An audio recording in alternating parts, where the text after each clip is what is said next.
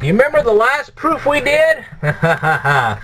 Well, get ready for another doozy. This is Euclid Book 8, proposition number 9, and this one says, if two numbers be prime to one another, remember they're not necessarily prime numbers, they're just prime to one another, and you can find that out from a previous video that I actually made. Let me read this again. If two numbers be prime to one another, and numbers fall between them in continued proportion, then, however many numbers fall between them in continued proportion, so many will also fall between each of them and a unit in continued proportion. That'll make you dance on your head. Okay, let's go into this. Let A and B be two numbers prime to one another. Okay, they're not prime numbers, but they're prime to one another. And let C and D fall between them in continued proportion. So these two numbers here are going to fall between these two numbers in a continued proportion. And let the unit E be set out. Now remember, we told you in Euclidean geometry, E is 1.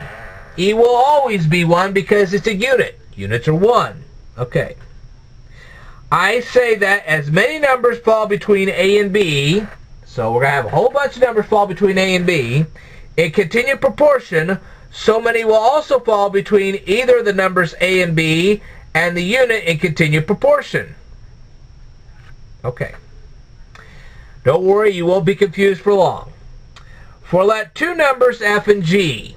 Well, we got F and G right here. These two numbers right here. For let two numbers F and G, the least that...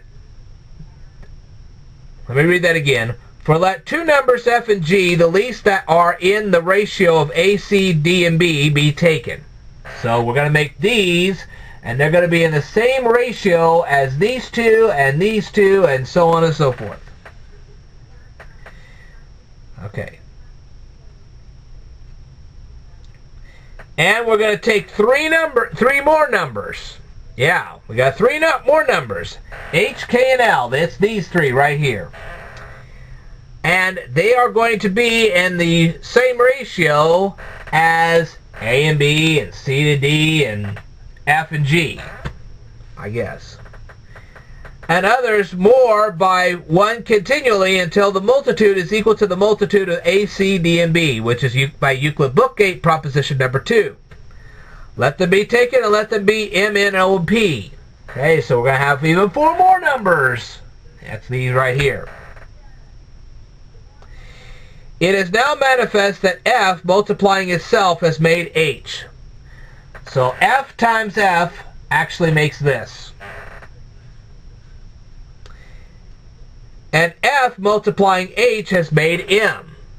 F times H makes M.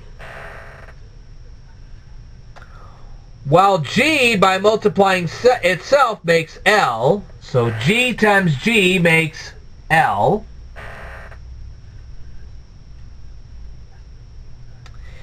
And G multiplying L has made P. G times L makes P. This is by Euclid Book 8, proposition number 2, porism. And since M, N, O, and P are the least of those which have the same ratio as F and G, okay, so F and G are in a ratio, and these 4 numbers here are in a ratio, okay,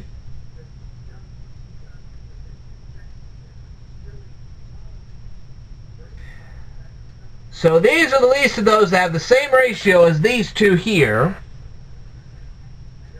And A, C, D, and B are also the least of those which have the same ratio with F and G.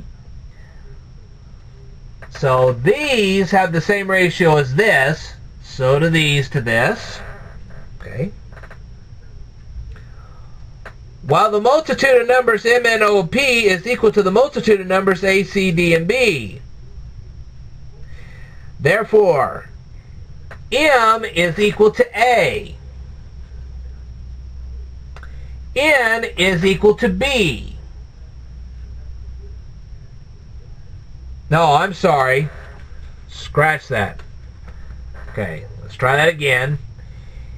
M is equal to A. N is equal to C.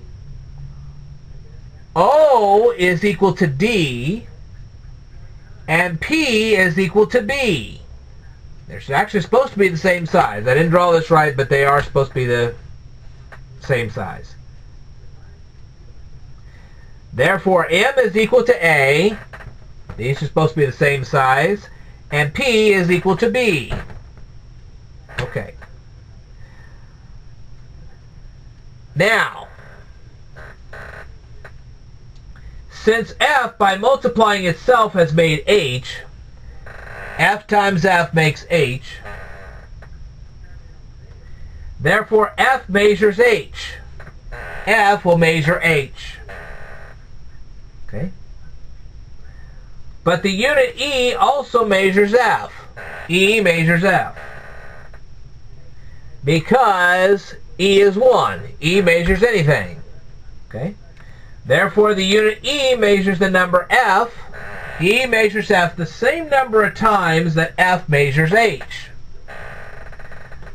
Therefore, as the unit E is to the number F, so is F to H. So, as E is to F, excuse me, as E is to F, so is F is to H. And this is by Euclid Book 7, definition number 20. Again, since F multiplying H has made M, therefore H measures M according to the units in F. So this will measure this. Okay? But the unit E also measures the number F according to the units in it. Therefore, the unit E measures the number F. E measures F the same number of times as H measures M.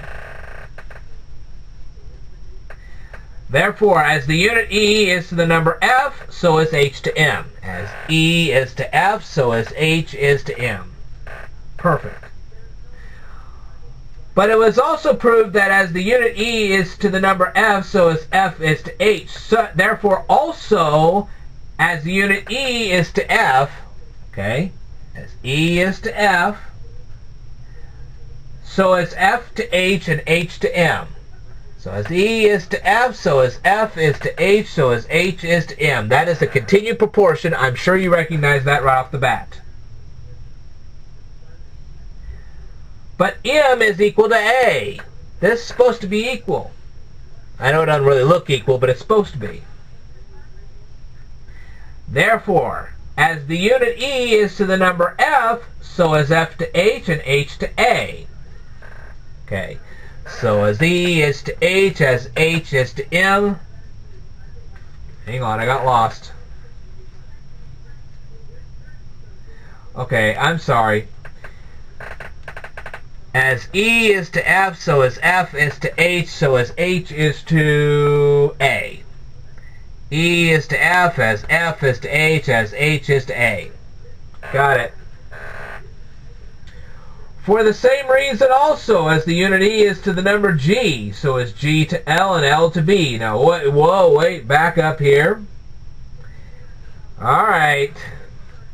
As E is to G, so as G is to L. Okay, as E is to G, so as G is to L.